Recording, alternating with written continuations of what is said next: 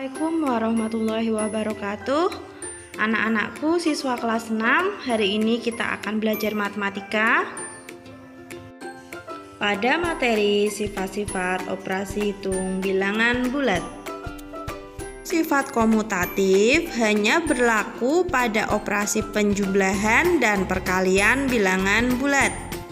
Untuk contohnya pada penjumlahan, misalnya ini 2 ditambah negatif 3, itu sama saja hasilnya dengan negatif 3 ditambah 2.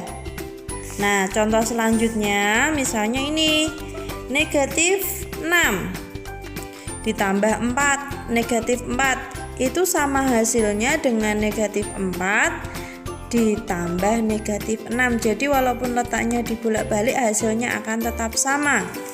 Untuk perkalian, nah ini misalnya 7 dikali min 5, itu hasilnya akan sama dengan negatif 5 dikali 7, hasilnya akan sama-sama negatif 35. Selanjutnya untuk perkalian juga sama, walaupun dibolak-balik hasilnya juga akan sama. Untuk sifat komutatifnya ini karena ditukar-tukar hasilnya tetap sama.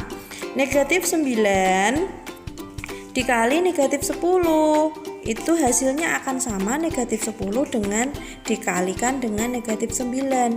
Negatif 9 dikali negatif 10 hasilnya akan menjadi 90.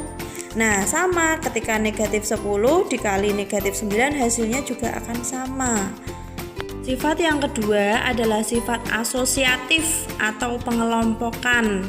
Nah, ini seperti sifat komutatif, sifat asosiatif juga hanya berlaku pada operasi hitung penjumlahan dan perkalian saja. Nah, ini contohnya untuk penjumlahan ya. Jadi, maksudnya pengelompokan di sini, misalnya contoh ini, negatif 3 ditambah 5 ditambah negatif 1. Nah, itu kita bisa mengelompokkan mana yang akan kita hitung dulu atau mana yang akan kita kerjakan dulu.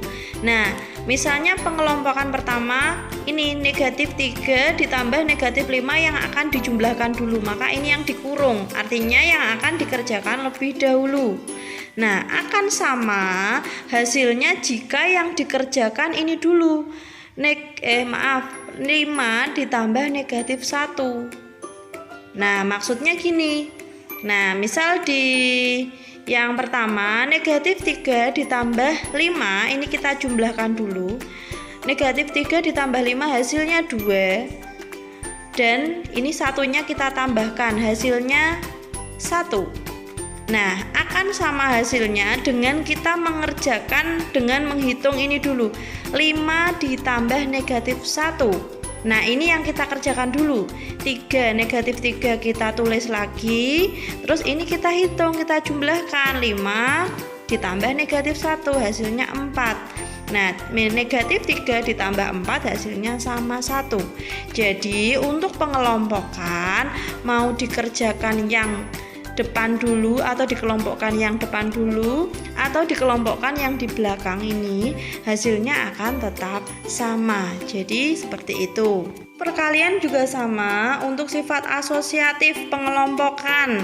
Nah, ini kita kelompokkan.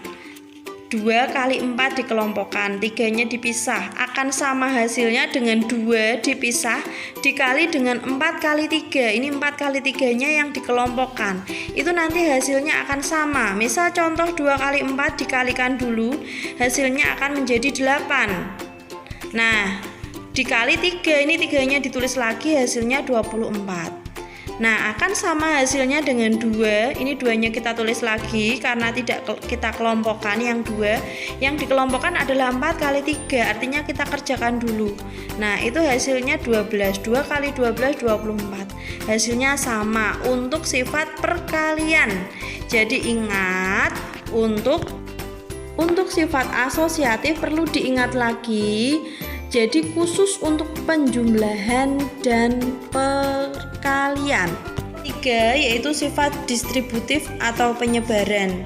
Nah, ini maksudnya berlaku untuk distributif perkalian terhadap penjumlahan dan distributif perkalian terhadap pengurangan. Nah, jadi ada dua ketentuan ya, perkalian terhadap penjumlahan, perkalian terhadap pengurangan. Ini contohnya untuk perkalian terhadap penjumlahan. Maksudnya ini 6 dikali dalam kurung 2 ditambah negatif 4. Ini jadi ada perkalian terhadap penjumlahan ini.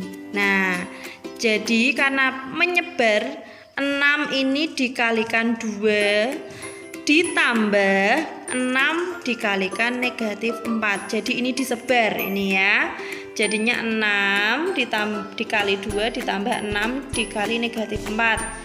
6 dikali 2 12. 6 dikali negatif 4 24. Hasilnya 12 ditambah negatif 24 negatif 12. Nah, ini untuk perkalian terhadap pengurangan ya, karena menyebar. Ini kan contoh 8 kali dalam kurung 9 kurangi 2. Ini bisa menyebar. 8 dikalikan 9 dikurangi 8 dikali 2. Ini hasil kayak gini, seperti ini. Nah, 8 kali 9 72 dikurangi 16, hasilnya 56.